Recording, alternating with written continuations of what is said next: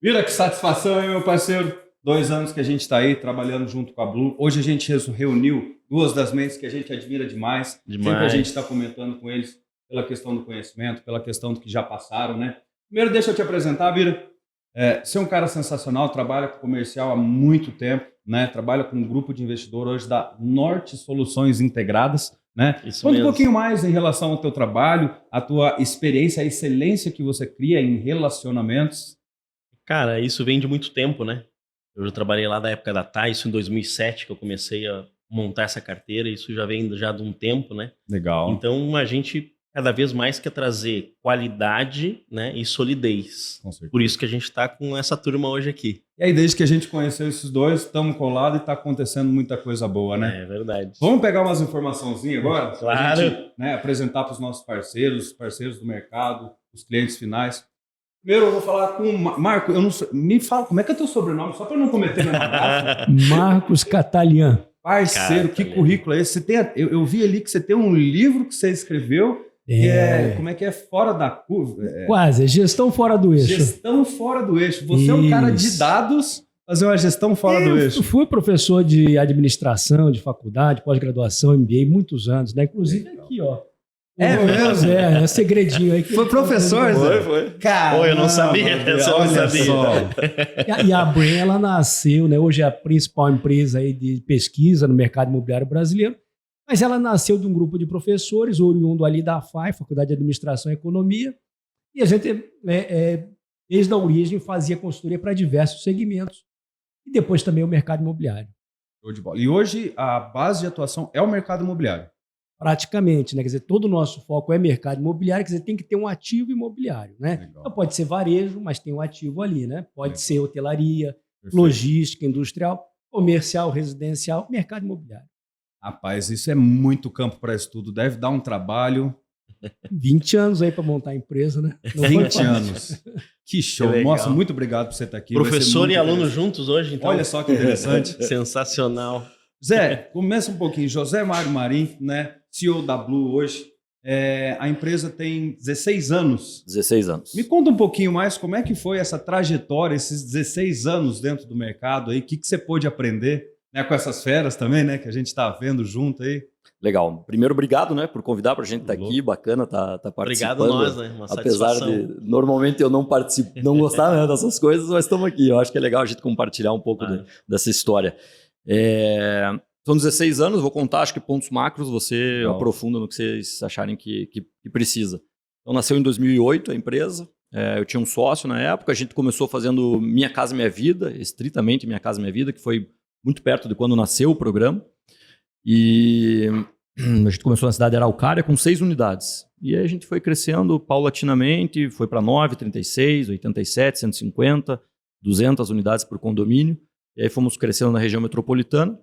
Em 2014, a gente teve algumas más experiências no governo Dilma e aí a gente começou a ampliar um pouco o leque de atuação por estar muito concentrado em Minha Casa Minha Vida.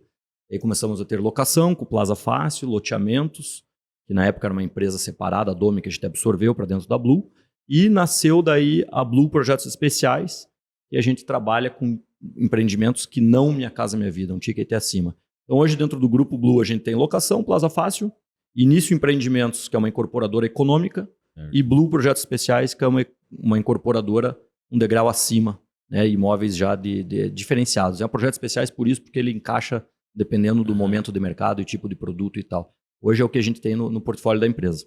Que bacana, Zé. Então, vários pedaços dentro do mercado que você trabalha. A gente tem a Plaza Fácil com comercial, que a gente tem de pouquinho.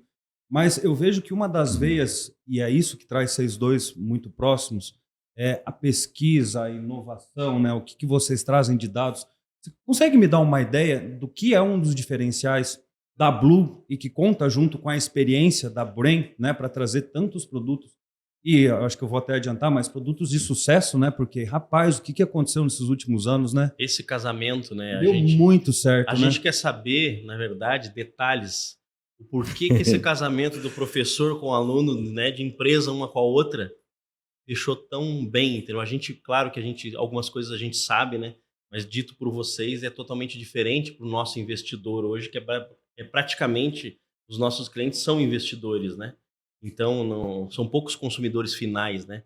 Mas o que na verdade, eu quero entender o que fez com que esse casamento se tornasse, né, e acontecesse o que aconteceu nesse último ano aí, que foi sensacional pra gente, né? As vendas que a Blue fez aí, né? Que foi uma das... números, né? Os melhores números hoje aí de Curitiba, né? E a gente quer entender que vocês possam nos passar a tua percepção e o Marcos a percepção dele, o que trouxe, né, para ambas as empresas esse casamento aí. Começa aí, Zé. Legal. Eu tenho essa resposta na ponta da língua. Eu acho que um dos diferenciais que a gente acabou tendo na empresa ele é engraçado porque ele é contraditório. É a empresa não ter nascido com viés de engenharia. Legal. A nossa empresa nasceu com viés financeiro, de dados. Eu não sou engenheiro, eu sou administrador. Então, cada projeto que a gente vai fazer, a gente tem o viés de engenharia para desenvolver produto, para desenvolver obra, e a gente chama especialistas para isso, as construtoras que desenvolvem vão construir o produto para nós. Mas dentro de casa, a gente tem um viés muito voltado para dados, que é onde entra a Brain. Legal. A gente, para todos os empreendimentos que a gente vai fazer, a gente tem no mínimo uma, idealmente 2 a 3 etapas de pesquisa que a gente faz com a Brain. Na parte inicial de desenvolvimento do produto, depois a gente testa com mais profundidade esse produto, desde fachada, área comum, cor, nome, itens de lazer, tudo isso. Capacidade de absorção, renda para encaixar ticket, tiver que mexer em planta, tamanho para ter parcela encaixada e tal, e pré-lançamento testando tabela, testando parcelas, tempo de parcelamento, juros e tudo mais. Então, esses ajustes são ajustes finos que eu acho que refletem direto no que você acabou de comentar. O sucesso que a gente vem tendo aí nesses 16 anos, nunca terminar uma obra com estoque, por exemplo. A gente nunca entregou um empreendimento com estoque até hoje. Isso é fantástico, né? É raro, né? Você ter um empreendimento, você está falando de um empreendimento de 500 unidades, sim, 400 unidades, né? Sem estoque. Então, a Brain nisso é nossa parceira. Eu acho que eu falo com o Marco, pelo menos uma vez por semana a gente se fala. Que legal. A cada 3 anos a gente faz planejamento estratégico completo, olhando todo o mercado e olhando toda a empresa. Então, tá na essência. A gente teve esse histórico junto desde... Faz 22 anos que a gente se conhece e sempre caminhou, de alguma maneira, se auxiliando nisso, né? E depois que a empresa nasceu, para tudo. E por um outro motivo, é o fato de a gente trabalhar com investidores. Por mais que eu tenha, várias vezes, o know-how do que aquele produto vai entregar, é muito diferente você ter uma pessoa especializada de fora sacramentando aquela tua opinião, falando, esses dados que vocês têm são certos mesmos, e muitas vezes trazem inputs que a gente, que não é especialista, não enxergaria. E que nos melhoram muito o produto. Bacana. Eu queria reforçar, né, assim, isso que o Zé falou. Quer dizer, a gente, quando uma empresa tem sucesso, o caso da Blue, eu costumo dizer que é o segredo mais bem guardado, né? Que precisa ser conhecido. Como uma empresa tem sucesso, como vem tendo a Blue, é um conjunto de fatores. Mas seguramente isso que o Zé falou, quer dizer, a testa da empresa, você tem uma gestão muito competente. Não só o Zé, tem uma formação acadêmica invejável, né? Não só ele fez a administração, depois fez MBA lá em Harvard, ele tem uma grande formação, mas ele tem um apreço pelo dado, pela informação, pelo questionamento, pela crítica, que não é muito comum, né? É muito comum um incorporador no Brasil inteiro, a gente atende o Brasil inteiro, todos os tamanhos, não, isso aqui vai dar certo, isso aqui que funciona, é assim. É o achômetro, né? Então o sujeito, de repente, coloca lá 10, 20, 30, 40, 50, 100 milhões porque ele acha que vai dar certo.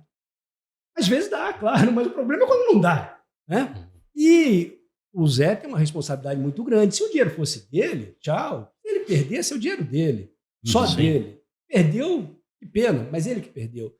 Mas ele tem uma responsabilidade muito grande. Isso aumentou, né, o cuidado que a empresa tem, que é cuidar, na verdade, do dinheiro dos outros. O dinheiro é dos investidores. E eu queria destacar não só a questão da pesquisa, que é o nosso papel, pesquisa, acompanhamento, leitura, análise, mas o papel da controladoria da empresa. Seguramente, posso falar, porque com essas empresas no Brasil inteiro, poucas empresas têm um grau de controle na unha da informação gerada pelas obras, pelos custos e o acompanhamento aí. Porque se você não faz esse acompanhamento, você não garante o resultado, né? Você faz lá a planilha, projetou, como se aquilo fosse acontecer. Não é assim. A né? realidade é diferente. Muito diferente. Então, por exemplo, a empresa tem um RP, usa o Cienge, um bom RP, um dos melhores que tem.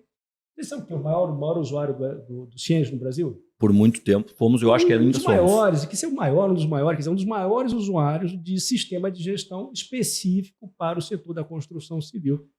Isso veio o quê? Disso que ele falou. Essa leitura de administração, de olhar o dado, o número, o aspecto financeiro, a preocupação com a controladoria e com o resultado. Então, isso é o DNA.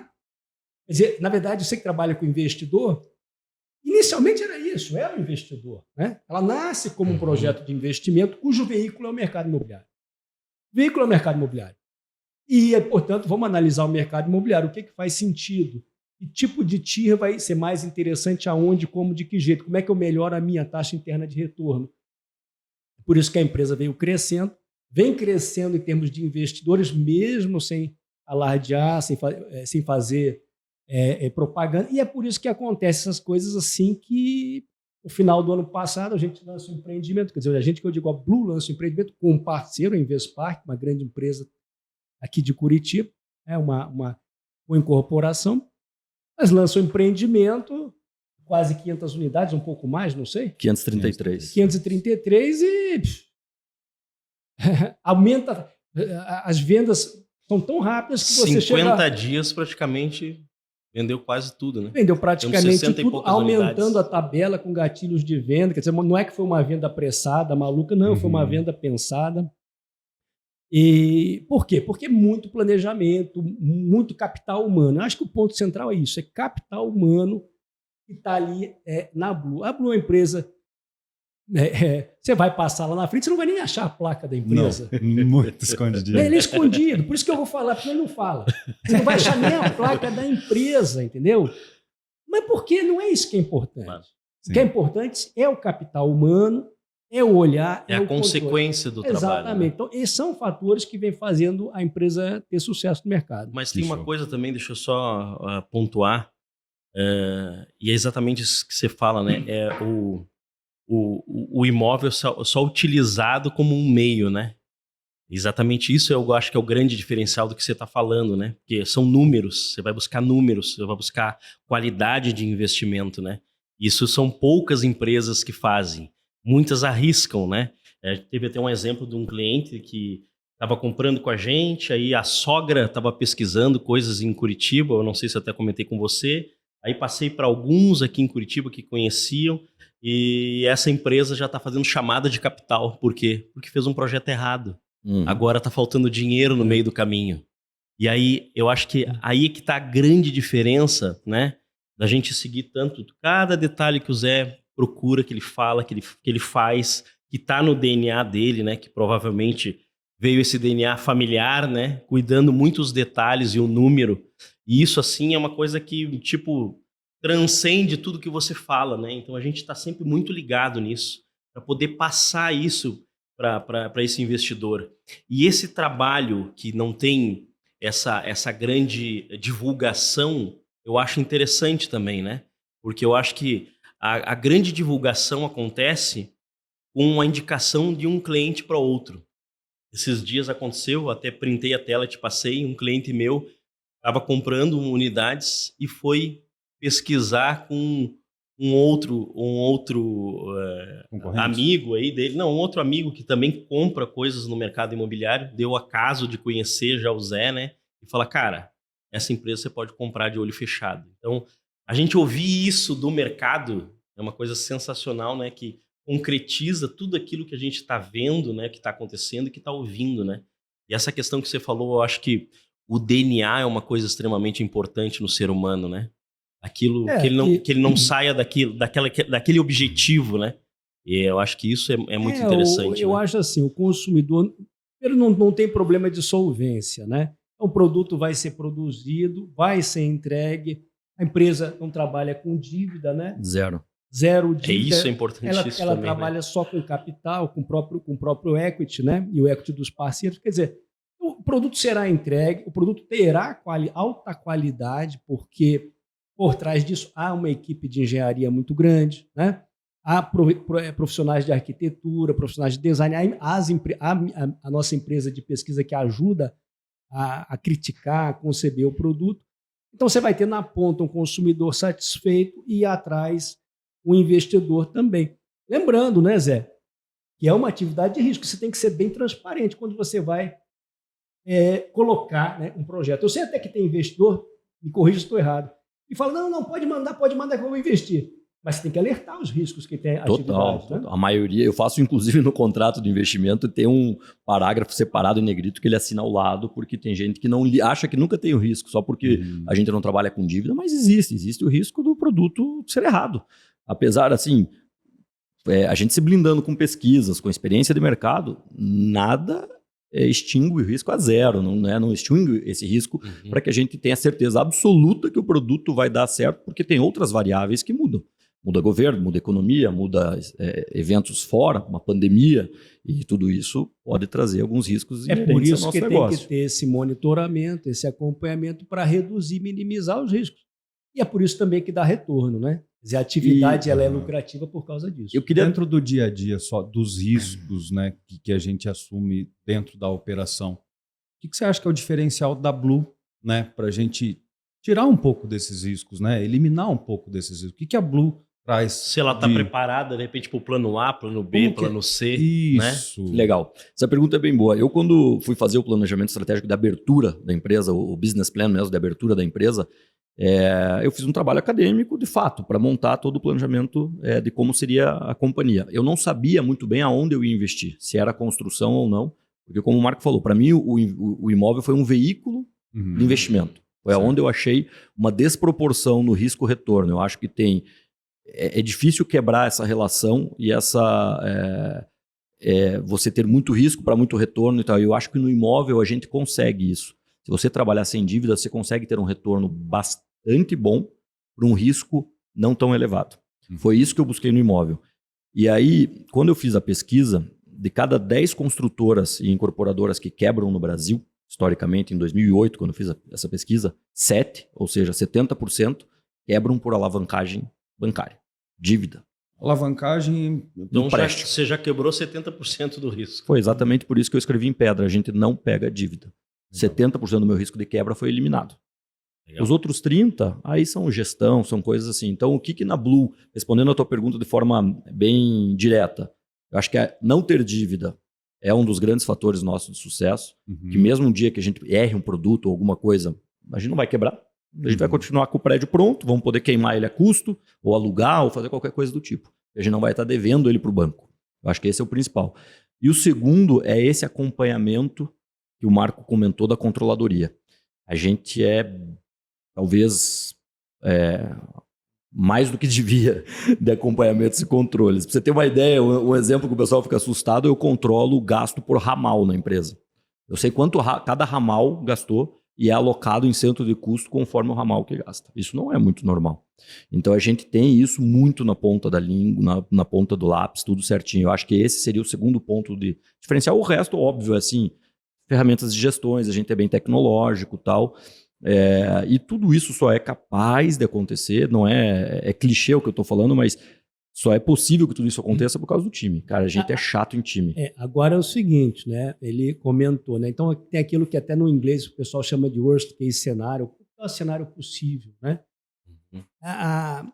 Importante ressaltar o estudo de viabilidade, né? Que aí inclusive entra a pesquisa, né? Qual é o número quantidade de projetos que chega? 137 para cada um que a gente fecha. Não, então esse é o ponto. Para cada 137 terrenos que são estudados, média, a empresa tem fechado 1. Isso sim é estressar a viabilidade. Sim. Percebe? Porque qualquer outra empresa, quer dizer, com todo respeito, evidentemente, cada um tem suas necessidades, sua maneira de trabalhar. Não, isso aqui não é muito bom, mas vamos lá, vamos nessa. Vamos nessa aqui, né? Vai dar certo. Isso praticamente deve ser 95% das empresas. E aí, às vezes, tomara que dê mesmo, mas às vezes dá uma engasgada, né? Dá uma dificuldade. Porque assim, existe, a atividade é uma atividade de capital intensivo. Certo. é muito capital, né? Então, qualquer tombo é um tombão, não é um tombinho, né? Claro. Então, você tem que estressar bastante antes. É mais ou menos aquela história. Planeje, estresse. Na hora de executar, foco na execução, né? Para não estressar na ponta. Para não estressar depois, né? E aí uma coisa importante também, que é um fator de sucesso da empresa, e aí eu vou ressaltar aqui, Zé, eu até falei no planejamento, falei, olha, você vai precisar de um time comercial. Você lembra disso? Lembro. Verdade. Isso que o Marco está falando no planejamento retrasado, não no anterior, que a gente fez, a gente sempre faz com a Brain, né, como eu comentei, a gente não tinha time comercial. Até 3 anos atrás, a empresa tinha algumas imobiliárias parceiras, eram 23 imobiliárias, e era isso. A gente lançava, focava com elas, dava um material de marketing, eles faziam o trabalho e acabou, era isso. Eu tinha uma pessoa no comercial. Quando a gente começou a entrar um pouco mais forte em Curitiba, isso era a região metropolitana, norte do Paraná, Minas, que a gente fazia. Quando a gente começou a entrar em Curitiba, aqui tem um fenômeno um pouco diferente. As imobiliárias meio que escolhem com quem quer trabalhar. E a gente falou, vamos ter que montar um time comercial. O Marco falou, eu falei, pô, Marco, não quero, não tenho know-how disso, não vou querer montar. Ele falou, Marco, tem que montar. E aí foi onde veio o Prado, veio vocês, né, com o Valsco, o Bira, veio toda a equipe que vocês conhecem da administração do comercial. Sim. E tal. Hoje a gente tem perto de 40 pessoas na parte comercial ali, entre house e administrativo. E esse foi, hoje, inclusive parceiros que procuram a gente, hoje é um dos diferenciais nossos. Eles sabem que a gente tem muito capital e tem um time comercial de ponta. Mas isso é interessante ele fazer esse comentário, né? E como o Kowalski me contou, né? Bateu em algumas portas, né? E por como a empresa não era conhecida, às vezes o cara nem dava bola. Aí quando é sempre assim, né? Aí quando a coisa começa a dar certo, né? Aí começa a dar muito certo, aí o contrário, né? Começa a acontecer o contrário. O cara começa a bater na tua porta, pô, eu quero vender o teu produto. Agora eu tenho uma pergunta para o Marco. Eu gosto muito do mercado imobiliário, sou apaixonado, e para mim eu acho que é muito difícil compreender, porque tudo é relacionado a hábitos, conceitos, comportamento do ser humano, e tudo está mudando. Como que vocês conseguem trazer uma base, uma pesquisa que seja tão sólida? Porque um mercado tão complexo, né? Exatamente, isso que me, sabe? Investindo, né? Porque a gente, para dar uma dimensão hoje dos números da empresa, a gente hoje realiza algo como 600 estudos por mês. Calma, para. Desculpe, por ano. 600, mas mesmo 600 projetos. 50 mês. 50, 60 meses a gente vai entregando aí, né? Caramba. Então o volume é muito grande. A gente realiza 70 mil entrevistas na rua, 3 mil entrevistas em profundidade, então 70 mil pesquisas quantitativas. Isso a nível Brasil. Brasil. E monitora mais de 300 cidades de maneira regular, né? Então a gente acompanha o mercado imobiliário na ponta, no Brasil inteiro. Você vai ganhando musculatura, vai ganhando densidade. Então a nossa equipe lá hoje tem lá 7 ou 8 pessoas com doutorado, não sei quantas com mestrado, não sei. Tudo é uma equipe grande, multidisciplinar, como 120 pessoas diretamente associadas à atividade civil. Caramba! Eu estava reclamando dos 40, estou com 120 aqui. 120 pessoas, tudo assim, né? Com uma boa qualificação e tal. Fora também terceirizados que a gente contrata para coleta de informação no campo, né? Então é um time grande. Então são informações de campo, são informações de órgãos governamentais, alguma coisa nesse pesquisa sentido? Quantitativa, pesquisa qualitativa, estudos em profundidade, estudos de mercado, dados secundários, enfim. Pegamos essas fontes de informação, grande parte própria, nós que produzimos. Outra fonte de informação é a fonte de informação que é disponível, né? Dados de mercado disponíveis.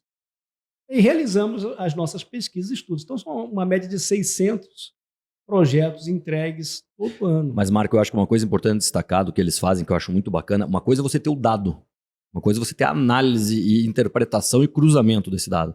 A Brain faz isso muito bem. Porque às vezes tem dados ali, alguns que você pode contratar uma pesquisa para a pessoa ir lá e coletar aquele dado. Mas e aí? O que você faz com aquele dado? Ele pega esse dado com o outro que ele tem, ele cruza, ele faz uma interpretação, aí ele vê capacidade de absorção por causa daquilo. Então, essa leitura E como eles têm um know-how muito grande por estar em todos os mercados também, em várias cidades, ele consegue, muitas vezes quando a gente está discutindo um projeto com o Marco, ele consegue me trazer exemplos de outras cidades. Putz, em outra cidade aconteceu isso, talvez é uma tendência que está nascendo aqui e tal. Então esse feeling, essa experiência de tempo de mercado, Você tem um exemplo, se aconteceu algo parecido dentro da Blue, algum insight que foi valioso para a incorporadora que a Brands proporcionou? Inclusive fiz uma ligação hoje para um sócio dele, para o Guilherme. Conta. Exatamente sobre isso. Eu não vou falar a cidade, mas tem uma cidade que a gente está olhando um projeto bastante grande de estúdio, tá? E a cidade, ela tá, como Curitiba está para São Paulo, essa cidade está para Curitiba. Ela está um pouco atrás de Curitiba ainda, e os estúdios lá tem 40 metros. Nossa. Um quarto tem 50 e poucos. E então a Brain consegue mostrar isso. A cidade às vezes não está pronta. Pô, se você fizer um estúdio de 20, os caras vão falar, vocês estão loucos, não faça isso aqui. Você tem que, de repente, ir diminuindo de uma forma mais calma, mais gradual, né? Então esse é o tipo de coisa. Ou às vezes não, ele fala, não, a cidade está preparada, o pessoal é que nunca lançou, é só envelopar bem e fazer. Esse tipo de leitura eles conseguem trazer para nós.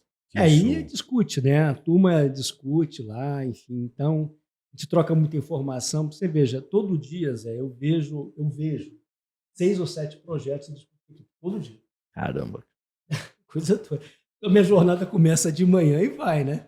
Então, você respira esse mercado. Fico vendo número, discutindo, vendo projeto, olhando, discutindo com a equipe, né? Então, aí junta tem arquiteto, tem estatístico, tem psicólogo, tem administrador, tem engenheiro, junta essas economistas, né? Junta essas competências, aí a gente consegue ajudar o mercado imobiliário. Nosso papel é esse, apoiar o mercado imobiliário brasileiro, né? E é um prazer quando a gente consegue ter aí clientes de longa data aqui como a Blue, né? Só comentar uma coisa, porque a gente tinha feito a pergunta, né, desse casamento, né, das duas empresas. Então, pelo que eu entendi aqui, esse casamento se deu tão perfeito exatamente por causa da análise que as duas empresas fazem, cada detalhe da gestão disso. Não estou errado. Tem uma coisa, não, é perfeitamente isso, Bira, mas tem uma coisa que o Mário comentou. Eu tenho alguns conhecidos que a gente já trabalhou que eles também pegam a pesquisa. Só que se a pesquisa não dá o resultado que ele queria ouvir, ele rasga a pesquisa. Fala, não, vai dar certo. E leva a pesquisa. Então não basta você fazer a pesquisa. Tem que acreditar. Você tem que levar aquilo. Lado a lado, cada um no seu quadrado. Exatamente. Eu vou dar um exemplo ao contrário que aconteceu com a gente. E quando a gente fez o primeiro empreendimento, tinha 6 casinhas. A gente não tinha dinheiro nem para ter, a gente não tinha nem escritório. O escritório era na copa da casa da minha mãe, eu não tinha nada, né? A empresa era eu. Aí eu fui para o segundo, que eram 9 casinhas. No terceiro, eu, por opinião própria, né? Sem pesquisa, eu não tinha ainda na época, eram 36 unidades. Eu falei, cara, eu quero fazer uma coisinha um pouco melhor. As casinhas que estavam fazendo, eu não lembro na época, eram 50 metros quadrados. Eu falei, eu vou fazer uma de 57, um pouco mais digna, com uma churrasqueira externa, com uma coisinha, e caprichei, que é o que você acha que a pessoa deseja. E de fato é o que a pessoa deseja. Só que eu não tinha pesquisa para saber que aquilo não cabia na renda dele. Ele quer, só que ele compra de 40 metros quadrados, sem churrasqueira, sem laje, 7 metros quadrados já deu a diferença. Não dá. Hoje é 35 mil, 7 metros quadrados. Minha casa, minha vida é 5, 6 mil metros. Então, é isso que faz a pesquisa. Várias vezes não é que o incorporador não quer fazer aquele produto. Ele quer, só que ele precisa saber se cabe no mercado. O detalhe da informação. Exatamente. Legal. Bom, entendi. Uma empresa de 20, uma empresa de 16 anos, muita água rolou nesse caminho do mercado imobiliário. Passamos por uma pós-pandemia aí, passamos por uma pandemia, né? Estamos agora vivendo isso. O que vocês veem que mudou no mercado imobiliário em relação aos comportamentos mesmo, né? Ao cliente final, o que ele está buscando, sabe? O que eu falo? Pode falar. Bom, veja, a gente tem tendências que são de longo prazo e não vão mudar, né? Macro tendência e micro tendência, é isso, né? Então, por exemplo, há claramente uma redução do tamanho das famílias. As famílias estão menores. E vem tendo uma queda na taxa de fertilidade das mulheres, ou seja, menos filho por mulher. Né? Perfeito. Essa tendência à família menor, menos filho e ao envelhecimento da população, ela vai continuar, ela se mantém e ela naturalmente vai gerar, já vem gerando apartamentos de modo geral menores, né? mais compactos, com mais serviços, mais centralizados, é uma tendência de longo prazo. Perfeito. Isso aí é algo, vamos dizer assim, que há 10 anos vai ser assim, mais acentuado. Perfeito. Não tem previsão de reversão desse declínio demográfico. Nós estamos abaixo da taxa de reposição. 1,75 filhos por mulher. A taxa de reposição natural para a população não cair seria 2,1 filhos por mulher, né? Então, existe isso, uma redução do tamanho das famílias, o envelhecimento da população. E a renda também conta nisso também ou não? Não, a renda ela flutua mais, né? Há uma flutuação maior conforme a conjuntura econômica. Eu estou falando tendência demográfica mesmo.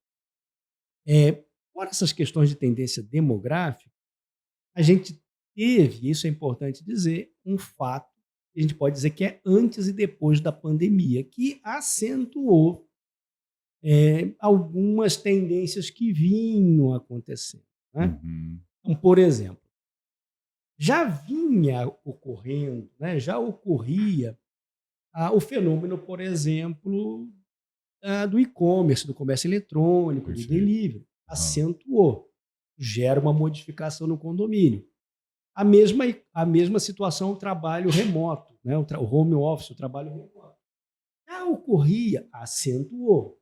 Então, hoje você tem que pensar um imóvel, preveja algum tipo de equipamento para o trabalho híbrido, algum tipo de facilidade para isso, algum tipo de facilidade para a entrega. Então, existem elementos que são pós-pandemia. Finalmente, marcado pela pandemia, já vinha, mas acentuou a necessidade de saúde e lazer. Quando eu digo saúde e lazer, nós estamos soltando hoje uma pesquisa comportamental sobre prática esportiva do brasileiro. Olha que legal. É muito forte isso. Isso é cada vez mais avassalador. Vem com a idade, já vinha acontecendo, mas está um negócio assim doido. A ponto, Zé, no teu próximo empreendimento, invista tudo na área de Esporte. Enfim, nessa área está ligada a esporte mesmo e que está ligada à saúde. Isso é uma mudança comportamental que impacta na maneira como vamos fazer os bons imóveis do futuro e que vai atender o desejo da população. E que esse imóvel ele se mantenha por mais tempo no momento de desejo, né? Exatamente. Isso aí era algo que vinha, mas a partir da pandemia, vamos dizer assim, isso se acentuou de uma maneira assim, muito forte, né? Então, um pouco do olhar que a gente tem que ter é aquilo que está no longo prazo, aquilo que são as tendências que foram mais aceleradas, né?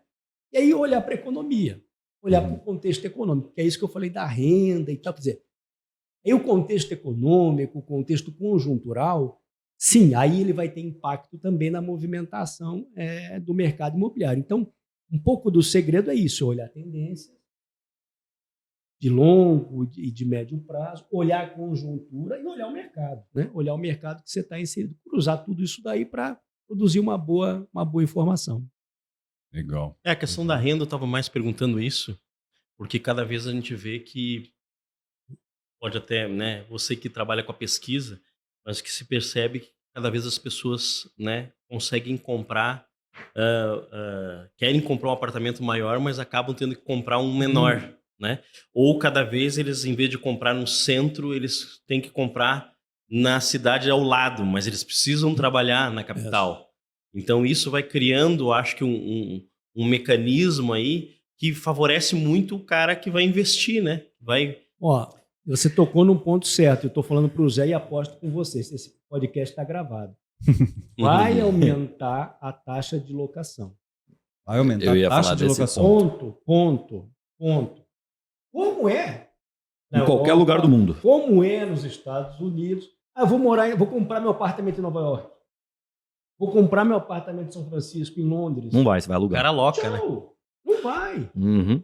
A mesma coisa já não é que vai acontecer. Só não vê quem não quer. Já está acontecendo. Significa o seguinte, vale para o teu investidor.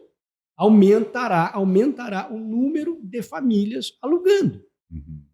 Porque ela não conseguirá comprar E ela quer e precisa e deseja estar, obviamente, nas regiões vibrantes da cidade. Onde está o seu trabalho, onde está o seu lazer, onde estão seus amigos, seus conhecidos. Essa é a lógica da cidade, que é o que mobiliza o aluguel de longo prazo.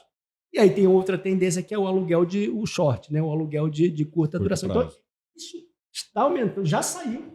Eu já postei, já ganhei, porque a taxa de locação no Brasil estava em quase 19%, Brasil como um todo. Na última PNAD já foi para 21%. Olha, 10% garanto que daqui a 5 anos irá aumentar. Porque as famílias não terão dinheiro para comprar o imóvel. E tem uma pergunta que o investidor faz muito para gente. E eu queria essa resposta, porque né, você já sabe qual a pergunta que eu vou fazer. Mas todo investidor que vai comprar fluxo, ele faz essa pergunta para gente. Eu quero essa resposta de vocês dois. Cara, mas e eu estou comprando imóvel para alocar? A gente percebe que no centro, a maioria dos clientes que vem locar esse imóvel, ele vem a serviço. Tá? Ele está a trabalho aqui, né? E se eu estiver falando alguma coisa que não é uma verdade, que vocês me corrijam, né? A gente percebe que a maioria desses prédios que estão no Airbnb, que estão em outras plataformas, praticamente quase que 90% das pessoas que locam eles são pessoas que vêm a trabalho. Nós estamos numa grande capital, onde realmente acontecem muitos negócios, né? E esse é o povo que gira. Mas a pergunta do investidor mas eu vou começar a comprar aqui, vou começar a comprar no outro lançamento e não vai chegar uma hora que isso aí vai desacelerar? Você quer responder? Eu posso responder parte e o Marco acho que vai ter um pouco mais de dados para responder. Eu vou falar um pouco da parte financeira, porque eu recebo essa pergunta também, porque a gente tem investidores que entram no projeto que ficam com as unidades também para locação. E junto com essa pergunta tua, normalmente ele tem uma dúvida da rentabilidade, que ele tem um erro de interpretação que é muito importante destacar. Ele normalmente compara a rentabilidade da locação com a renda fixa de forma injusta. O que ele faz? Ele fala, a renda fixa, a locação está me dando 6% ao ano, 8% ao ano, 10% ao ano. E na renda fixa eu consigo 12%. Quais são os erros aqui? Aqui, na locação, vamos usar o 10% para ficar fácil, é 10% ao ano mais IPCA. Todo ano você corrige IPCA dessa locação. Sim. A renda fixa não corrige. É 10%. Mais a valorização do imóvel. Mais a valorização do imóvel. Tem que somar esse número aí. É assustador. E aí a casa cai, né? Exatamente. Joga isso aí em 10 anos, 15 anos, pra você ver a diferença que faz no juros sobre juros no acúmulo disso. E outra, né? Sem risco não se diz, né? Mas um risco muito baixo, que eu acho que é o mais importante sempre para o investidor, principalmente aquele cara que está entrando no mercado, né? Ele quer entender exatamente isso. Mas essa correlação que você está falando, o número de pessoas que vêm para a capital, falando de Curitiba, né? Número de pessoas que vêm para a capital, número de pessoas que passam pela capital em relação ao número de projetos, entendeu? Sim. Essa velocidade. Eu acho que isso o Marco vai poder responder melhor, mas Bira, tem uma outra informação que é importante nisso, que está ligada à pergunta anterior, que demorou muito no Brasil, e daí talvez a pandemia tenha acelerado esse processo, que é o deslocamento entre renda e valor do imóvel. O Brasil ainda estava sendo possível comprar imóveis mais econômicos. Esquece Minha Casa Minha Vida, que é subsidiado, né? Degrau acima. Para moradia. Isso em nenhum outro lugar do mundo é. Todo mundo realmente, grande maioria, mora de locação. Aqui a pandemia acelerou muito isso, porque a gente teve uma inflação de construção muito grande e não teve o aumento de renda na mesma proporção. Então, a locação, que vai refletir também nessa pergunta do investidor, vocês estão vendo, né? O tanto de gente está comprando, alugando. A gente tem uma compradora muito grande nossa, que vocês sabem, que tem mais de 1.000 unidades locadas. Ela está há 50 anos fazendo isso. Eu acho que dados é com o Marco agora. Aí, o que acontece? É lógico, né, que assim como em qualquer cidade, em qualquer mercado, você tem uma renovação dos ativos. Né? Quando você olha o que tem hoje para alugar, a disponibilidade da alugar, a qualidade da oferta é muito baixa. Então, é natural, surge uma oferta mais qualificada, simplesmente ela absorve essa demanda que estava tendo que se resolver numa oferta muito mal qualificada, inclusive em hotelaria. Veja o parque hoteleiro é da cidade. Mas qual que é a vantagem desse produto para você falar para o seu investidor? Olha, meu irmão, você tem 2 opções e que você pode negociar. Você pode fazer o short, portanto, é isso daí, e tem muito a ver com o ponto em que você está, né? Que pode ser uma hospedagem de curta duração, que está ligada a negócios. Que tem trazido um número muito forte aí para os que investidores. Que naturalmente aumenta o ticket, aumenta a taxa de retorno em geral. Mas você pode fazer como essa investidora, que tem 1.000 unidades, e trazer ele em alguns momentos ou de forma perene. E isso não acabará a locação tradicional para o long stay, a locação de longa duração. A locação de longa duração, o long stay, vou dar um número para vocês. Em Curitiba são 160 mil famílias. 160 mil famílias tem que fazer muito prédio para dar conta disso. Então, esse produto pode atender também e atende concretamente uma demanda de longa duração, uma demanda das famílias pequenas, das famílias de uma única pessoa. Por incrível que pareça, existe esse conceito. Dos filhos que estão saindo de casa. Nós estamos aqui a uma quadra de uma universidade federal. E aqui, por exemplo, na esquina tem um prédio, até de um parceiro, né, que fez, totalmente voltado para quem? Pergunta se tem vacância lá e se vai existir vacância lá. Por quê? Porque você está em frente a uma universidade federal, você tem um prédio aqui. Então, complementando a resposta, Bira, eu recebo bastante essa tua pergunta também.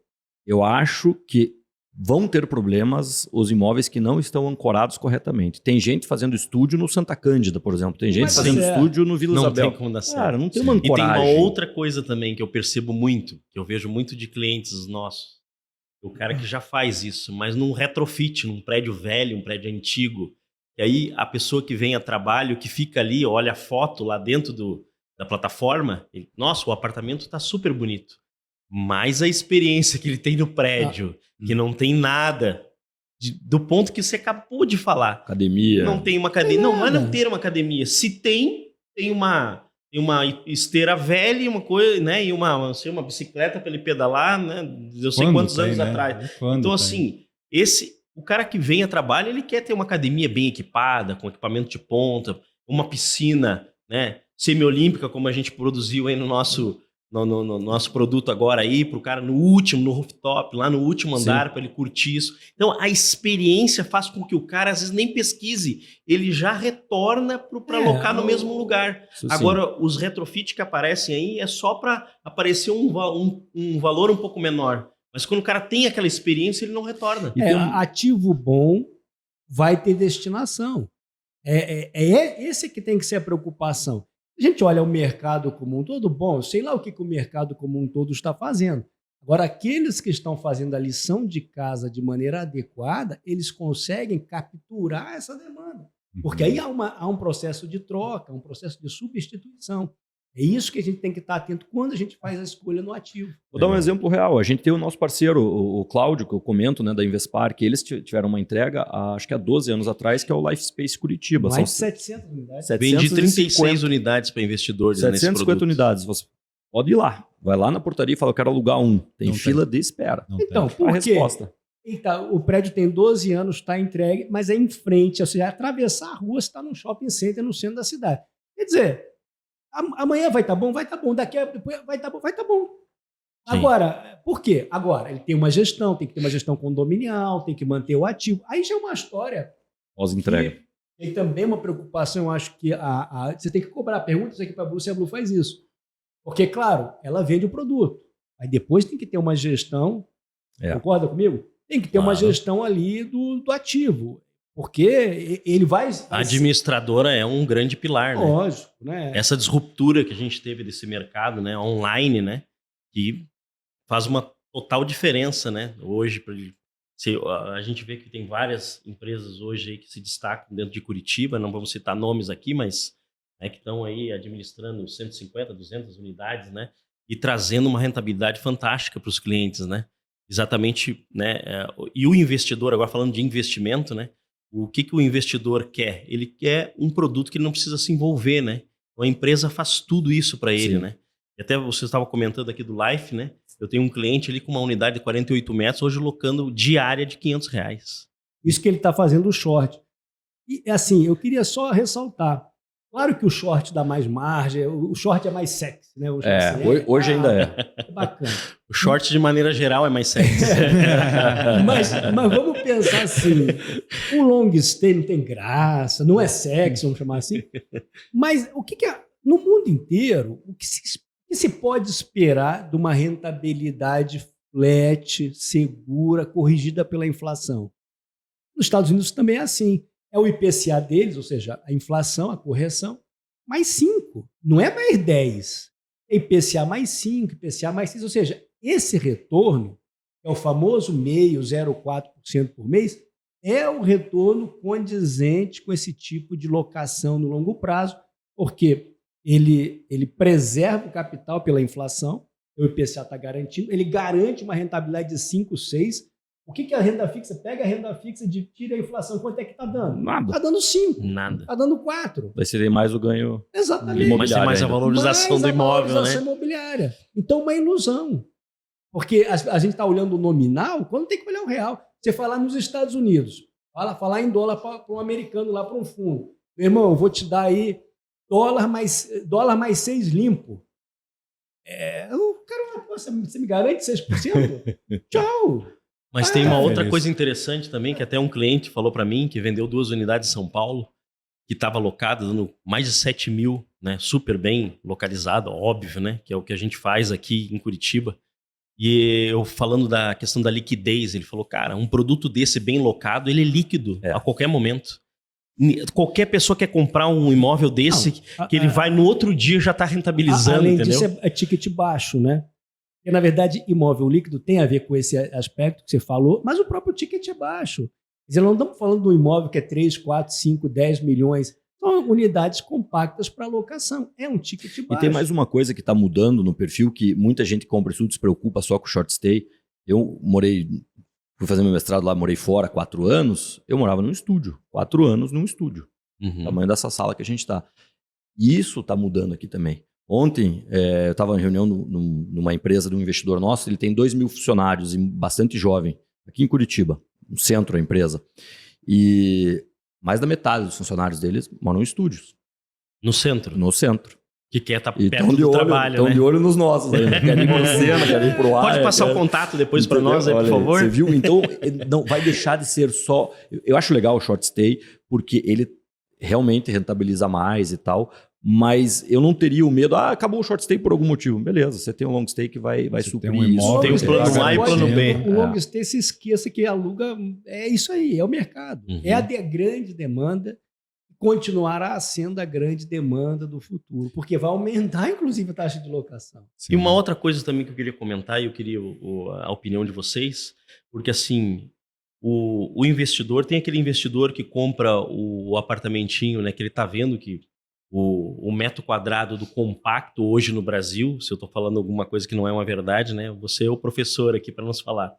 Mas por todas as pesquisas que eu faço, o metro quadrado hoje mais valorizado do Brasil é o compacto em relação a outros imóveis, né? Porque ele, né, a velocidade dele é muito grande de venda, né? E ele tem esse facilitador por ter um custo menor, né? E realmente ele tem que estar bem centralizado para que tenha essa rentabilidade, né? Mas a questão do compacto em relação ao compacto novo, em relação ao compacto antigo, o retrofit, que está meio moderno hoje, o cara compra um prédio velho, paga 30%, 40% menos do novo, né? Eu queria um comentário de você sobre isso, porque esse investidor que vai investir no AIA, por exemplo, né? É um produto extremamente bem localizado, com N detalhes, né, tecnológicos no prédio. E aquele cara que vai investir no prédio que está na frente, que tem 40 anos, né? Eu queria que vocês dessem um pouco a opinião de vocês em relação a esse investidor que eu me deparo todo dia, tentando explicar para ele qual que é a diferença, né? Porque depois dos 35 anos, o que acontece com o imóvel? Uhum. Né? A diferença, eu sou um grande usuário de short stay em quase todas as minhas viagens, então a diferença é bastante clara nesse sentido. Uma coisa que até você comentou no começo da tua pergunta, o custo do estúdio, né, o preço de venda dele ser 1 metro quadrado mais elevado. Isso se reflete por causa do custo. Ele é mais caro para construir. Porque o estúdio, para nós, ele tem uma concentração, por exemplo, de banheiro por tamanho maior do que qualquer outro apartamento. Por andar, né? Por andar. Né? Então, o banheiro é um item super caro para a gente na construção. Piso, apartamentos de 2 quartos, você entrega no contrapiso. No estúdio, você entrega finalizado. Então, ele é um apartamento mais caro para construir. Então, por isso que ele custa mais, de fato, por metro quadrado. O ticket fica menor. Aí, respondendo a tua pergunta, o que acontece? Várias vezes, quando você vai... Eu vou fazer uma viagem, vou para São Paulo, vou alugar. Tem esse apartamento do Retrofit na frente de um estúdio novo, muito bacana e tal. E ticket. O do Retrofit não vai pegar o teu valor de locação. Você vai estar no AIA, vai estar alugando, não sei, 500, 600 reais a diária. O da frente vai ser 350. Aí vai do usuário. Se é um usuário que ele só quer entrar no quarto e dormir, não vai usar absolutamente mais nada, ele não liga de ter uma portaria 24 horas atendendo, de ter uma academia, de ter um espaço para trabalhar, de ter uma piscina para dar um mergulho, coisas do tipo, aí pode ser que vale a pena para ele. Mas onde eu quero chegar é exatamente nessa correlação para o investidor, né? Porque ele vai pagar 40% a menos para comprar esse apartamento. Vai faturar 40% a menos. E a valorização? E vai ter dificuldade de venda. Né? E a valorização do imóvel? Não vai mais ter a valorização, vai ter a velocidade de venda é outra. Que vai ter uma questão que precisa ser ressaltada, que são alguns, vamos dizer assim, riscos ocultos aí, né? Um imóvel novo é um imóvel atualizado, né?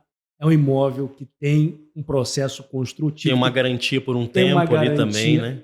Primeiro, legal, né? Depois você tem materiais novos, mais modernos, tem uma depreciação do produto em si muito menor. Quer dizer, infelizmente, às vezes, você compra um carro velho, o preço é bom, mas de repente tem alguma coisa ali dentro. Uma surpresa. É isso que eu quero dizer. Quer dizer, eu gosto de retrofit, acho que é uma coisa bacana.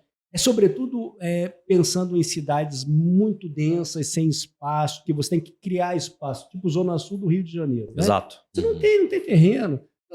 Eu não sou contra, não tenho nada. Acho que é uma leitura interessante de urbanismo. Mas a gente tem que ter atenção para como esse retrofit é feito, né? Em função justamente desses riscos que podem ter ali Curitiba não está no momento. Não parece que a cidade aqui esteja nesse contexto, nessa situação. Você vai lá para Manhattan, né, hoje... Total sentido. Sobretudo ali nos escritórios, né, uma parte dos escritórios velhos, que é escritório C, escritório B menos e tal, 40% do novo retrofit nos Estados Unidos tem sido a conversão do escritório. Para residencial, né? Aí sim, aí faz sentido, porque é uma cidade que o imóvel é muito caro. Uma cidade antiga, né? Não tem terreno. Não tem terreno, terreno é caríssimo. E o retrofit tem um valor realmente Europa, agregado. Aquelas cidades ali medievais. Quer dizer, então eu acho que tem a ver com o momento de cada cidade. Eu acho que a questão não é, vamos dizer assim, não é conceitual, eu sou contra ou sou a favor, né? Se faz sentido naquele mercado, naquele momento. Minha leitura mercados jovens, novos, podendo comprar um produto novo, eu tenha muito mais certeza da qualidade, que está claramente destinado, focado, orientado, parece fazer mais sentido. E tem mais uma coisa, o retrofit fora do Brasil é muito diferente do retrofit daqui, porque lá a maioria dos prédios pertencem a um único proprietário. Então o retrofit é completo. Não muda só aquela unidade, ele muda o prédio como um todo, desde o elevador, a academia, ele vai ser um prédio novo. Mas o retrofit do prédio. Aqui você não consegue, pra você comprar um prédio inteiro, imagine. Aí sim é interessante, né? Aí causa uma experiência boa, né? É um prédio novo. E lá, como o terreno é tão caro, vale a pena você retrofitar, que sai mais barato do que você fazer do zero. E tem uma outra coisa também que eu queria pontuar, eu acho que é interessante, a resposta de vocês, do Marcos também, que tem essa experiência, né, a nível Brasil. Eu tenho muitos investidores que estão vindo para nós, vindo do interior e que são construtores. Semana passada, inclusive, lá do Eixo, né? Aí eu recebi uma família que ele constrói, né? E isso estou falando aqui no interior do Paraná. O cara construiu 16 unidades de 80 metros e vai locar com garagem e vai locar por R$800 cada unidade. Meu Deus. Então, quando você traz para o número para cá, Porque assim, eu quero entender um pouco que você está ligado direto na construção, né? Qual que é a diferença da construção dele para a construção aqui? Para o meu entendimento, basicamente, é o preço do terreno. Porque o preço da construção da obra, acredito que não vai mudar. Sim. Né? Eu acho que se correlaciona muito. Pode ser que talvez a mão de obra seja um pouco mais barata, mas acho que não muito, né? Mas a correlação terreno. Mas o custo, o envolvimento que ele tem lá é praticamente o mesmo. E aí, quando você traz para cá, para a locação daqui, é uma coisa extremamente... É astronômico o número. E é difícil de entrar na cabeça, às vezes, do cara do interior. Ele falou, cara, mas não pode. Aí, cara, vamos fazer uma pesquisa aqui no Airbnb para você entender a região. Quando o cara olha e fala, meu Deus. Uhum. Né? Não, de fato, não muda muito o custo, Bira. Curva ABC dos custos de obra, os itens da curva A, que são os mais relevantes, que equivalem a 80%, são monopolizados no Brasil e são o mesmo valor em qualquer lugar que você vai comprar aço, cimento e coisas afins. Então isso não vai mudar muito para ele. Ele vai ter uma economia de mão de obra que hoje há controvérsia porque a mão de obra do interior está sendo sugada para as capitais, está faltando mão de obra. Então também não sei se ele vai conseguir ter tanta economia. É no terreno. A gente vê em Apucarana o que a gente paga no terreno versus o que a gente paga em Curitiba. É 5 vezes mais barato um terreno lá. É assustadora a diferença. Mas não justifica a rentabilidade dele com R$800, uma unidade desse tamanho. Cara. Acho que o retorno tem muito a ver com a pressão demográfica também, né? Uma também. cidade, uma grande Paraná, capital, né? Falando sobre demanda, né? Eu acho que é interessante perguntar a esse professor. Há 10 anos atrás, eu vi na prática empreendimentos serem lançados e vendidos em 15, 20 dias e por muito tempo não se via. O nosso último lançamento chegou, né, um sucesso de vendas. E a gente está vendo que provavelmente os próximos vão vender muito rápido também. O que é isso? É um movimento exclusivo único? É uma tendência? O que está acontecendo com o mercado? É uma impressão só que a gente está tendo? Não, toda vez que você tem um sucesso de vendas assim muito grande, é que você encontrou aquilo que a gente chama de demanda latente. O que é isso aí? Uma quantidade de pessoas querendo comprar, com vontade de compra, né? Poder de compra, mas sem o produto. Surge o produto, meu Deus, é isso que eu queria. Então, toda vez que a gente encontra uma demanda latente, consegue atendê-la, a gente tem essa velocidade. Não é que é uma tendência geral, não é isso. É que, de fato, alguns produtos, no caso o AIA, né, encontrou ali uma demanda latente, ou seja, uma parcela importante dos consumidores que queria algo como produto e não tinha, não encontrava esse produto. Surgiu o produto, desaparece. Legal. É aquilo que quando você olha assim, bate o olho e você fala, meu Deus, isso aqui eu quero. Você quer, tem um monte de gente que quer também. Vai lá porque... Alguns fatores externos, como por exemplo a macroeconomia, o que a gente está vendo, o cenário de emprego agora, né, que está bem... Isso colabora bastante também? Né? Sem dúvida, né? O cenário econômico, ele sempre vai ou ajudar ou atrapalhar. E a gente... Para esse ano o cenário está dado, é um cenário positivo. A gente vem queda da Selic, né? Queda da inflação estável, a queda da taxa de desemprego. Por exemplo, o desemprego aqui em Curitiba, eu te mostrei, está 5,1. 5,1. Nossa, pleno emprego. Não pleno desemprego. Na prática, se o sujeito quiser trabalhar, só não trabalha quem não quer. Só não está trabalhando. Mas essa não é uma realidade de outras cidades do Brasil, né?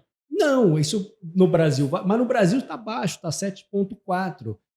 Tem cidade que está mais, cidade que está menos. Santa Catarina tem cidade que está 3,5. Nossa. Você vai para Blumenau, é 3,5. Então, assim, o consumidor empregado e vendo que tem emprego, basicamente acende para ele que está beleza e que não tem risco. Porque o maior impulsionador da compra individual das famílias é o emprego, a certeza de que está empregado, de que a situação está boa e que a cabeça dele vai ter renda permanente, deve continuar boa. Então, para quem trabalha com o segmento econômico, estándar, é o melhor cenário possível. É emprego, certeza de emprego, um ganho real de renda. No passado, a gente teve ganho de 7% real de renda. Olha. A gente vai continuar tendo ganho real de renda esse ano. Então, assim, consumidor empregado. Aí o trabalhador médio brasileiro, Zé, tem 40 anos. A população economicamente ativa média brasileira eles têm exatamente 40 anos hoje. O trabalhador médio brasileiro tem 40 anos. 40 anos, normalmente, o sujeito está numa situação de formação de domicílio. Dificilmente ele vai estar na casa dos pais ou vai querer estar na casa dos pais. Sim. Uhum. Pode estar provisório, uma coisa. Mas ele não vai querer. Uhum. O cara trabalha, tem 40 anos, vai querer estar na casa dos pais? Difícil. Com 40 anos é a idade assim dinamite para o sujeito comprar imóvel. É o que nós estamos hoje. Nós temos hoje uma demanda forte por imóvel de ticket, que o produto de vocês, normal, o produto base, né, da início no caso, costuma atender. Então, ele está empregado, em renda e tem 40 anos. Aí você vai falar para ele, não, meu irmão, não compre, porque veja bem. Aí o cara olha para o lado e só vê o preço subir. Uhum. Aí ele vai esperar o quê? Sendo que ele consegue financiar pelo FGTS a quanto, Zé? 5,5 a 7,5. Aonde que o sujeito vai conseguir É o momento, né? 5,5%, 6%, É o momento. 7%? Não vai. Não. Aonde? Sem inflação. Então, assim, volta a falar, é a mesma coisa que só não trabalha quem não quer, só não compra, se o cara, tipo, não sei lá. Se ele pensar 10 segundos, ele já está comprando. E se ele ou ela, se ocorrer um casal, qualquer tipo de casal, né? Aí então a pressão para compra imobiliária é brutal. Uhum. Brutal. O casamento é um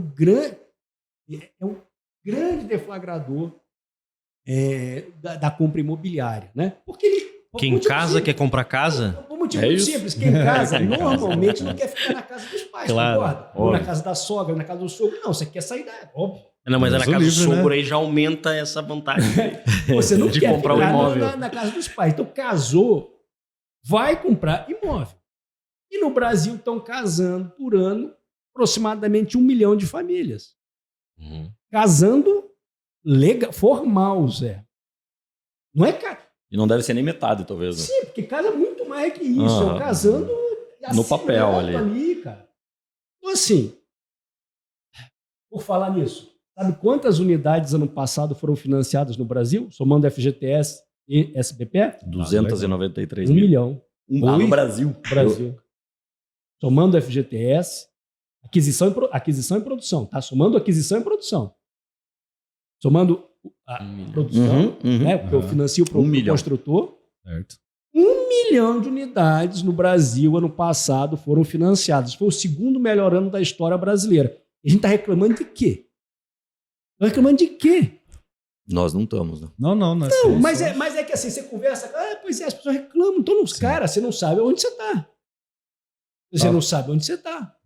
Eu estou percebendo também muita gente no mercado financeiro vindo para o imóvel. Eu lido com muito investidor aí, inclusive teve um eixo que eu vendi para um menino de 21 anos que já estava no mercado financeiro há um tempo ganhando dinheiro. Hoje ele tem uma empresa que trabalha com redes sociais que tem um ganho interessante, entendeu? Uhum. E que aí ele pôde comprar a unidade dele, né? Com 21 anos, né? Engraçado você falar isso, Bira. A gente fechou uma parceria com um escritório que faz gestão de fortunas aqui de Curitiba. Ele tem uns 3 bi sob gestão. E ele veio procurar a gente porque os investidores dele, ele só trabalha com liquidez. São 3 bi de liquidez, de dinheiro mesmo. E eles estão demandando ele que querem no mínimo 10% do portfólio em imóveis. Olha. Porque ele também quer deixar isso um pouco mais sólido, vamos falar. Entende? Seguro. Então a gente tem percebido essa tendência Quando aqui. a gente Não, fala de é- É a investimento. queda da taxa de juros. Né? Veja, esse ano, desde o ano passado, aumenta a emissão de fundo imobiliário, cresce fundo imobiliário. Veja, alguma dúvida que vai crescer fundo imobiliário esse ano? Zero. Zero. E crescer os cotistas, o número de cotistas, não só o número de emissões, Sim. mas o número de cotistas? Zero dúvida. Zero dúvida. Isso é funde para o mercado imobiliário. Não. Porque não está dando, está faltando, sabe? Só Tá faltando dinheiro. Está faltando dinheiro.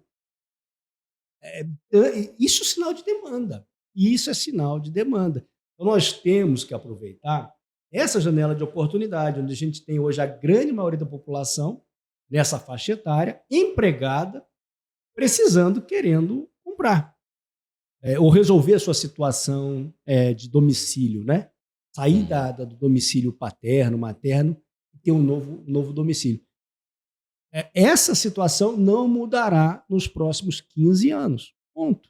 Então, quem estiver investindo em imóvel para alocar, está no melhor mercado nos próximos 15 anos aí. Não tenho dúvida, né? O mercado de locação vai crescer, vai se profissionalizar mais, porque hoje o mercado de locação é Ainda é muito amador, né? muito Está amador, começando a nascer players interessantes e estruturados. Né? né? É um mercado ainda que precisa aumentar o grau de profissionalismo. Mas aí é papel nosso, né? Papel das empresas trazer soluções que facilitem para o... Mas E até essas levar a informação, né? Porque É. muita gente nem considera imóvel como realmente um investimento, às vezes, né? Deixar a segurança que é proporcionada pelo imóvel. mas Isso. como as administradoras trazem esse profissionalismo, né, totalmente diferenciado, né? É. Eu me deparo com muito cliente fazendo o Airbnb, com a funcionária dele indo lá limpar, aí o cara um dia não pôde limpar, aí Tá louco. três reclamações já sai da plataforma. Então eu sempre bato, cara, existe pilares para você investir. Você tem que ter a pesquisa aprofundada, você tem que ter a solidez e bons projetos, né? E uma Sem administradora dúvida. que vai fazer isso. Eu acho que esses pilares, quando se unem, e hoje a gente tem isso, né? Tem. Aqui, graças a Deus, estamos conversando com os pilares aqui, né? Então, isso é muito interessante. E eu queria também pontuar uma coisa que você falou uma outra vez, que eu quero trazer isso à tona, para o meu investidor saber da questão do teu pensamento, do teu DNA, você fala em a forma que você trabalha, né? Você não vai pagar aquela propinazinha que a prefeitura às vezes pede. Então eu queria que você comentasse um pouco disso, que eu sei que é uma coisa tua. Eu falo muito isso para o investidor, né? E que esse diferencial que você comentou na última vez lá que vocês estavam conversando, né? E eu tenho certeza que tem outros construtores ali que talvez às vezes tenham que fazer algum esforcinho para conseguir trazer o projeto. Eu queria que você falasse um pouco disso também, desse teu DNA, que eu acho que é uma diferença que a gente, né, segue muito, né? A gente idolatra muito isso em você, né? Apesar do que eu sempre falo de você ser um cara super jovem, né?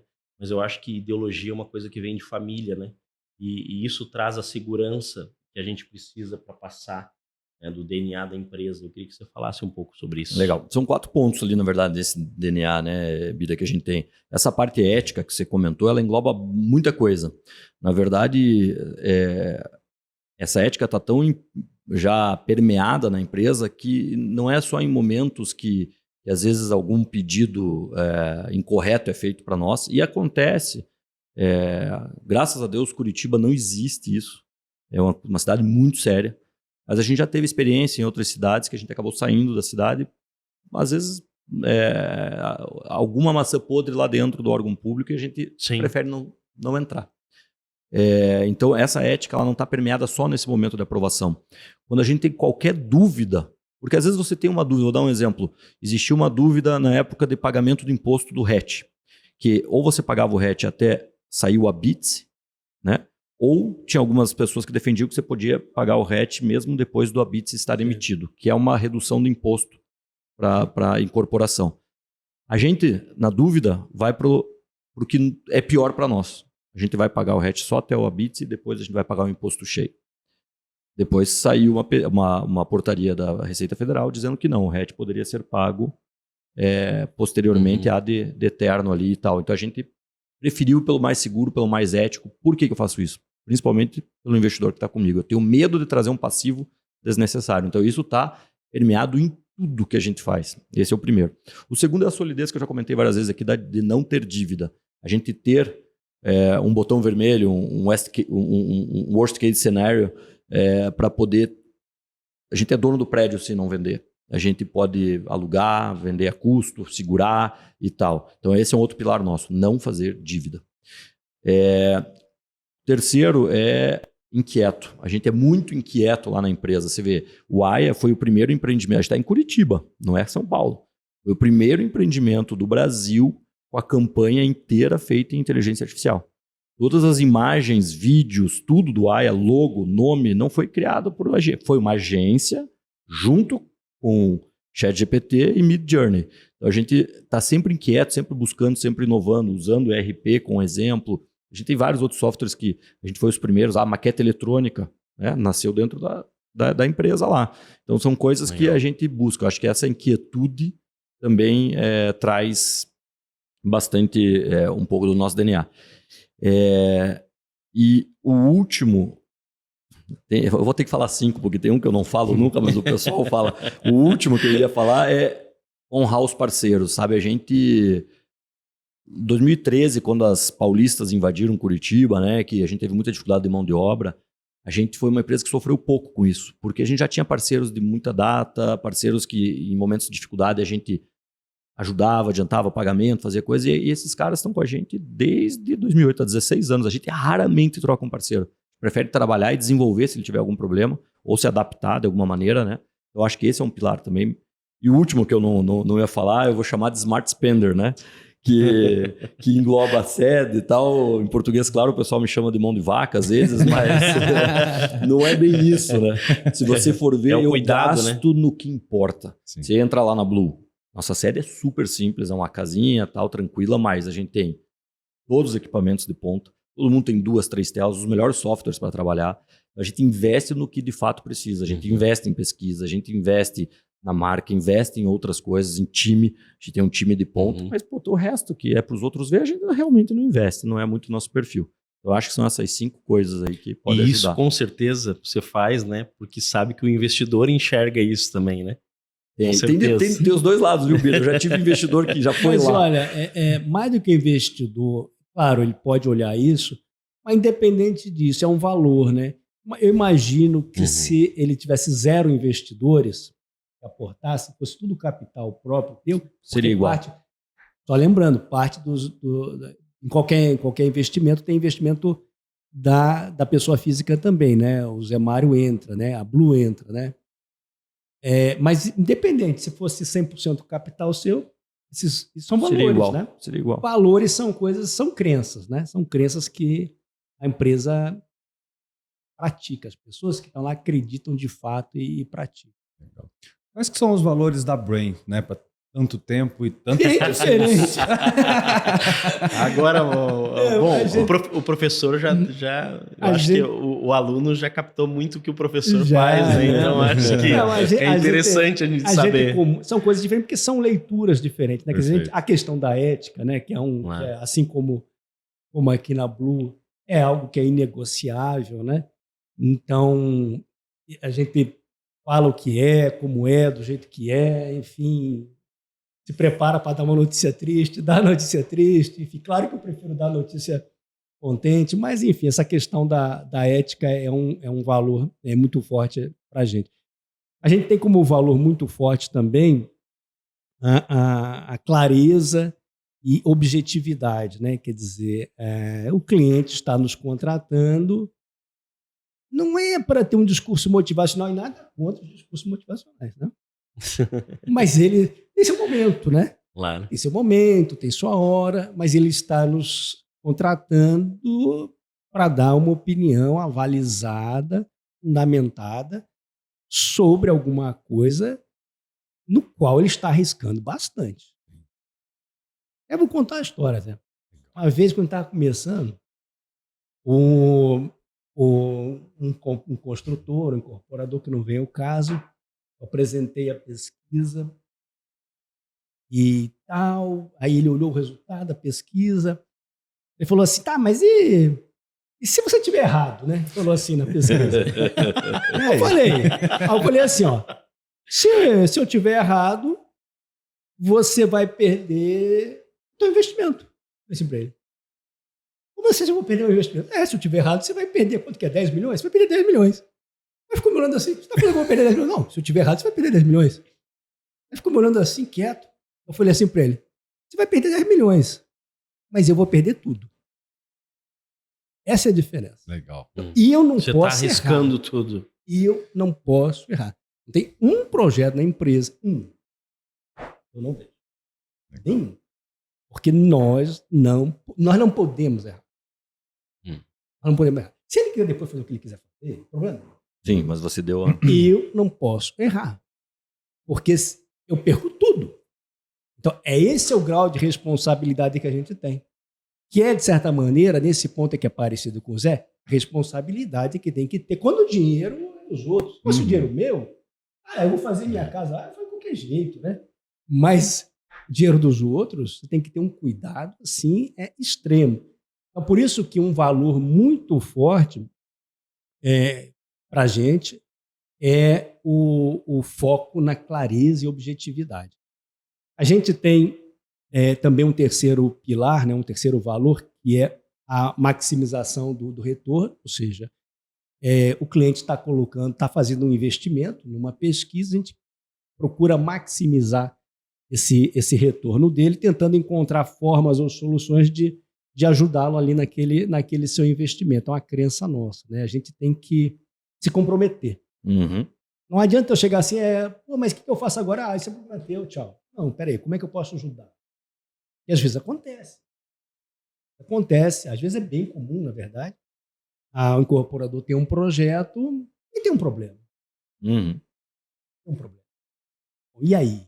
Vamos pensar como é que a gente pode desenvolver uma solução para resolver ou minimizar esse problema e você, incorporador lá, por algum motivo desenvolveu, né? E o último que eu deixei por final é bom humor, né? Porque é o seguinte, de verdade, está lá, Zé.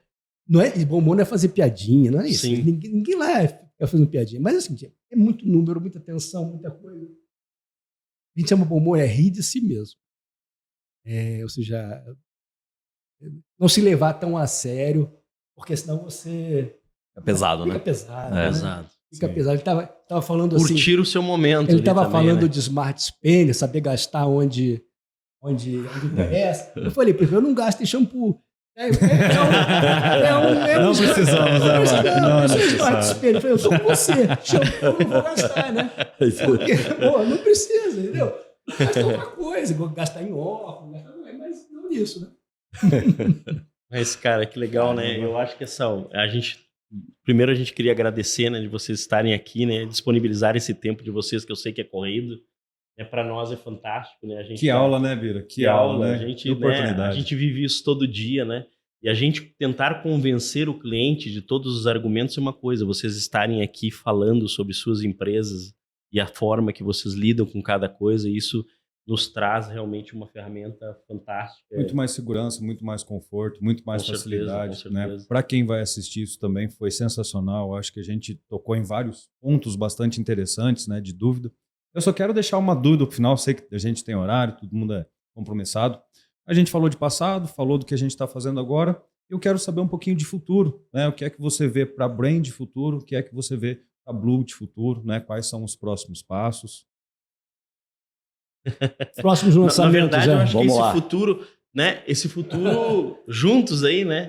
Sim, os próximos projetos, o que... A gente está desenhando junto, inclusive, o futuro dos próximos 5 anos, né? A gente está fazendo planejamento estratégico junto O agora. planejamento estratégico é feito junto com a Brain. Junto com a Brain, a gente está fazendo. Então, a gente está desenhando isso. E o que a gente está fazendo? A gente está redesenhando o organograma, vendo para a gente sair da casa agora dos 500 milhões para 1 bi de lançamento, o que a gente tem que mudar dentro da empresa e tudo mais, qual seria uma segunda praça, que a gente deve daqui a 5 anos entrar. Então a gente está começando a estruturar tudo isso. Futuro próximo, nós temos um produto muito parecido com o AIA, que a gente vai lançar ainda esse ano, no segundo semestre. A gente chama internamente, brincando, de AIA 2, porque ele não tem nome ainda, né? Com uma localização tão ímpar quanto um produto, né? O que a gente conseguir melhorar ainda, talvez também criado pela essa parte artificial aí, provavelmente, inteligência provavelmente, artificial. Então, temos esse produto, temos mais 2 produtos econômicos na bandeira início também.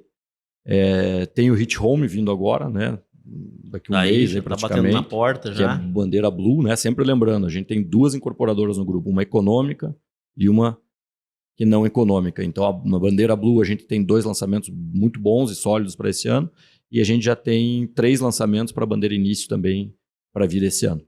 Então, é a nossa média, né? 5 por ano aí, em torno de 500. Esse ano deve dar em torno de 600 milhões, mais ou menos, de 600 a 800 milhões, mais ou menos, de lançamento dentro do ano. Caramba. Então, e daí para ano que vem, a gente quer em 5 anos chegar a 1 bi crescendo devagarinho, igual a gente sempre cresceu. Assim, só para dar uma dimensão, se lançar esse volume, né, projetado, será possivelmente o maior volume lançado por uma única empresa na cidade de Curitiba, né? Que foi o ano Caramba, passado já também, a gente lançou 540. Será a principal empresa em volume de VGV lançado na Praça de Curitiba. Então, desse jeito aí, né? Com foco, com cuidado, com atenção, porque também a gente fala número, mas não pode subir a cabeça. E eu sei que não sobe aqui do Zé, né? Quer dizer, pé no chão. Pé no chão, né, gente? Olha, capital não perdoa, mercado imobiliário não perdoa, número não perdoa. A gente já aprendeu isso. Eu acho que tem que ter pé no chão, sempre ter cuidado, sempre olhar, sempre pensar, refletir. Mas achou e descobriu ali a oportunidade, aí sim, fazer acontecer. E se não der para lançar, não lança, né? A gente, talvez, precisar, se tiver um momento horrível no mercado, segura. Mas 16 anos a gente não chegou nesse momento ainda. Mas eu acho que é muito interessante, né, ver que, e eu percebo isso muito no Zé, né, porque é o professor e o aluno, mas que esse crescimento, né, é de vocês, né? Então é você fazendo o projeto, procurando a construtora, incorporando, junto com o Marcos, que faz toda a pesquisa. Então essa união, né, de atividades focada no que vocês estavam falando, de pesquisa, de ética, né? Eu acho que a gente falou qual seria o segredo desse casamento. Eu acho que a ética talvez seja, eu acho que dos pilares principais, né? Que eu acho que uniu vocês aí, né? Se eu estiver falando alguma coisa que não seja, né? É isso mesmo. Que vocês, mas eu acho que isso é o principal, né? E a gente estava brincando, né? Eu comentei com você a do Chanel, né? Sobre os perfumes. Eu vi um vídeo bem interessante e a Chanel hoje é considerada um dos melhores perfumes e como é que é o perfume que as pessoas mais querem, né? Se tornou realmente uma referência, né? Então ele fala que o próprio Chanel fala que as essências, todos podem chegar às mesmas essências, mas a questão, o fixador, que é o principal do perfume deles, que é o diferencial, ninguém chegou nesse patamar do fixador deles. Então eles têm as essências, até as pessoas podem ter iguais, mas o fixador junto com as essências que fazem dele o Chanel ser o primeiro e o mais procurado, né? Eu estou só como fez essa apologia, esse comentário, porque a gente está aqui numa empresa que vem crescendo por pensar num curto prazo de tempo, né? E que ela, pelo que a gente está percebendo, ela está se tornando uma referência, né? Eu acho que isso, unido a exatamente essa constância, né? Exatamente fazendo uma apologia, né, ao que ele falou dos perfumes, que é aquilo que se a gente trouxer para o mercado imobiliário, tem muitos produtos saindo aí, né? É como eu falo para o meu investidor, compacto tem vários. Por que eu não vendo os outros? Eu posso vender. Por que eu só vendo Blue? Porque o Blue tem um diferencial total em relação aos outros, porque tem a pesquisa. Tem o fixador. Tem o fixador. É exatamente isso. E as pessoas têm que entender os pilares e onde elas estão colocando o dinheiro delas. Como o cuidado que você tem, é o cuidado que você tem, né, Marcos? Em cada detalhe que você faz, né? E a gente tem que trazer isso para os caras entenderem. Porque às vezes tem clientes meus que foram ver coisas em Porto Alegre e chegaram lá, pô, Bira, todos aqueles detalhes que eu falei, eu perguntei pro cara, não, cara, que administradora, que pesquisa. Não, Nosso Imóvel é o melhor, porque tá central e tal. Mas aí não tem a pesquisa, não tem a administradora, você só tá comprando mais um, meu amigo, porque você tá indo na onda, mas na onda errada. Né? Não é só comprar o imóvel, é comprar o imóvel. Né? Acho que esse é o grande diferencial desse casamento. Né? Mas eu quero ouvir ainda do Marco, eu quero ouvir ainda qual que é o futuro da Brand, né? O que a gente, né? O que vocês estão vendo aí para os próximos anos? Olha, claro, escapou essa pergunta ali. Eu tô curioso. Queria fugir dessa pergunta. Talvez implante capilar, né? Não, veja, a empresa vai continuar, né? A gente está a gente cresce junto com os nossos clientes, né? Acho que isso que é importante, quer dizer, então a gente acompanha o crescimento, aposta no crescimento e gosta de estar próximo dos nossos clientes, né?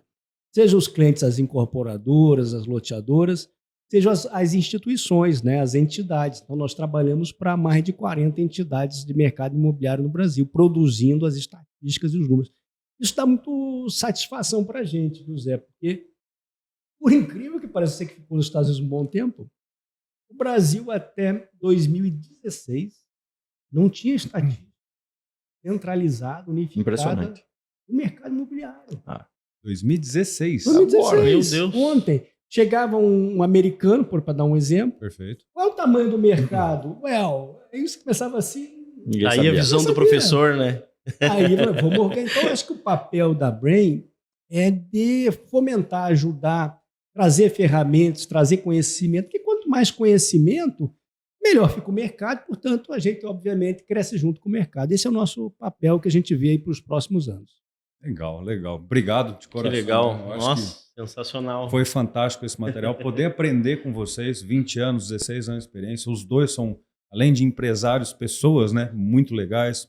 Essa amizade aí tão aproximada, né? De tanto tempo. Isso é muito legal, né? E tudo isso que a gente está movimentando, né? Porque o mercado imobiliário é uma coisa tão complexa, né? E entender mais disso é para mentes raras mesmo. Então, só agradecer, né, Bira, né, por vocês terem atendido esse convite. Espero que a gente possa ter outras oportunidades, Com né? certeza. Para a gente sugar um pouquinho mais de informação deles, porque é muito conhecimento. Fazer o Zé sair Obrigado, um pouquinho e né? falar mais um pouco. Né? O professor já fala bastante, mas trazer ele, Professor- tirar ele da casa lá, né? Trazer ele para cá para conversar. Com certeza. Eu acho que essa troca é importante, aproxima nas pessoas. Sim. Porque às vezes a pessoa quer conhecer, né? É como você chega no restaurante que você sempre gosta de comer e daqui a um pouco você conheceu o dono. É diferente, Sim, É. sim. né?